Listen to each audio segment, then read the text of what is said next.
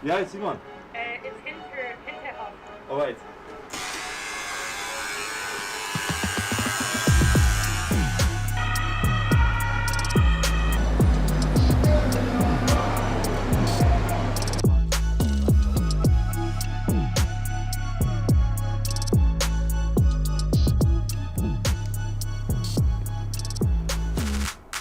The artwork itself is a so-called decentralized memorial, which means that I'm trying to place the file made or all the documents made by the DDR police and the Stasi who recorded basically all the escapes as a sheet of paper in a huge archive. And for me, my aim is with this project to take back those files, those documents to the original place where it happened, where the people basically got shot by the soldiers or whatever happened when they tried to escape from East Germany. So sah der aus, wenn ich schön Pullover hat angehabt. Durchschossene Hüfte bricht Reizmüller zusammen. Vor Schmerzen laut stöhnt, ruft er um Hilfe. Als die Soldaten hinkommen, brüllt er sie an, ihr Schweinehunde.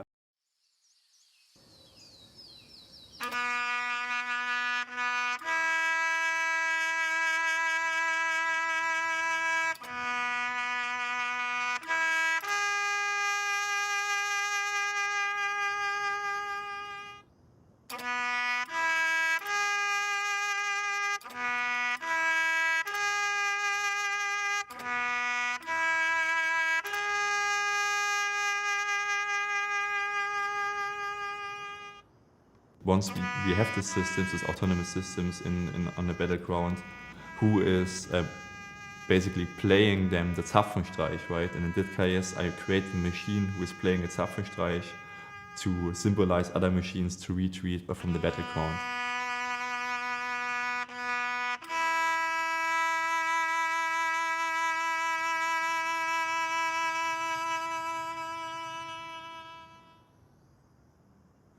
Google Maps Hex is art performance I did in Berlin last year in 2020.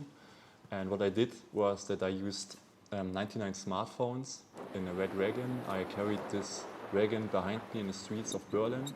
And by doing so, I was able to generate a virtual traffic on Google Maps. And this had the effect that cars were being rerouted around me, and therefore, after a while, I definitely can say that the streets were getting more and more empty by cars. The whole journey about this project started when I thought about what are digital maps these days and how they're gonna be used, for example, in services like Tinder, for example, or like delivery services, for food service or for car sharing services. All those digital tools, they're using digital maps like the one from Google as their base layer. And that means that these maps, they have such an immense influence on that. And well, basically when we go back into the history of maps, then we can see that maps have been defined back in the days by states and the military. So they said, okay, or they defined, this is how a map should look like. And they also defined like how a border is drawn, and of course they also used it as an argument to, for example, divide people or basically as an instrument of power. With the advance of Google Maps, there was some kind of paradigm change.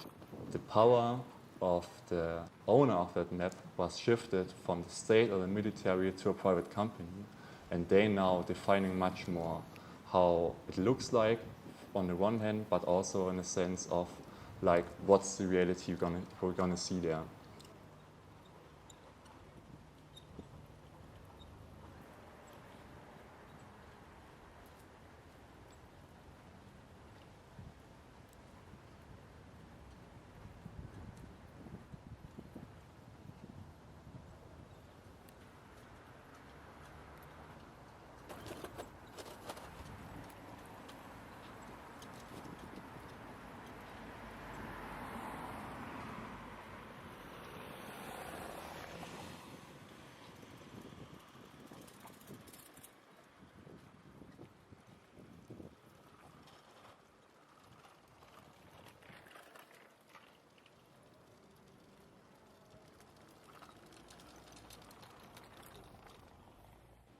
course, these maps, there are some algorithm running in the background, and there's machine learning involved in all of this.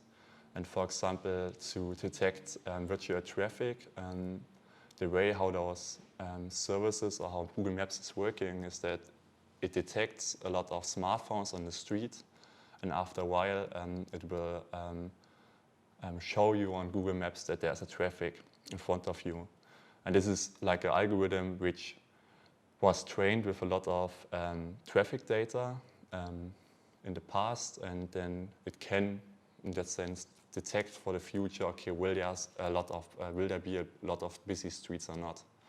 And for the Google Maps hex performance, I use that algorithm, or basically this method, to trick the application to think that there is traffic, just by simply putting 99 smartphones into a wagon and carry it in the street of Berlin behind me. And after a while, the algorithm was thinking, okay, maybe there is a lot of stop-and-go behavior on that street, and by its pattern, which learned it in the past, it thought that there must be a traffic, and therefore the street was turned red.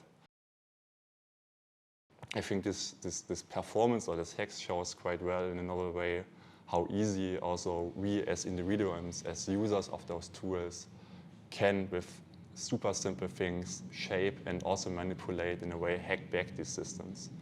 And I think that also opens a lot of potential for us, as we are more like this kind of people trying to think, okay, this is like a too big company, too big to fail and so on. And I think you can never say that there are such, let's say, secured or safe systems. There are always some kind of backdoors where we also can basically shape these tools as well. And it's also important to mention it, that we are not just using these tools, we are also part of it.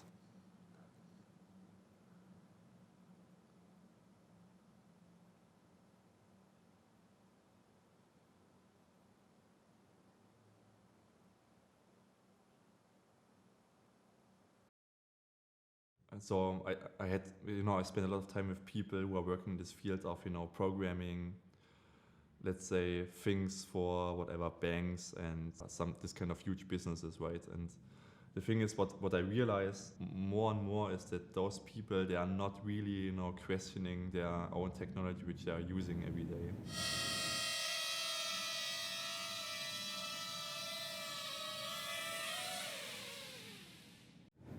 My aim or my goal is really like to questioning digital tools and to question technology, and to raise awareness of what it means to use those kind of instruments, and what is also, to give basically much more like a not like an insight, but maybe like a glimpse or like a point of view, like what is actually this, what are these kind of hidden layers behind all of the services. Media art can somehow, tell this kind of stories, and maybe also let people think about what they are using, let's say, there in their everyday life in talking about technology. And I think that's like one of the big, let's say, potentials in this field.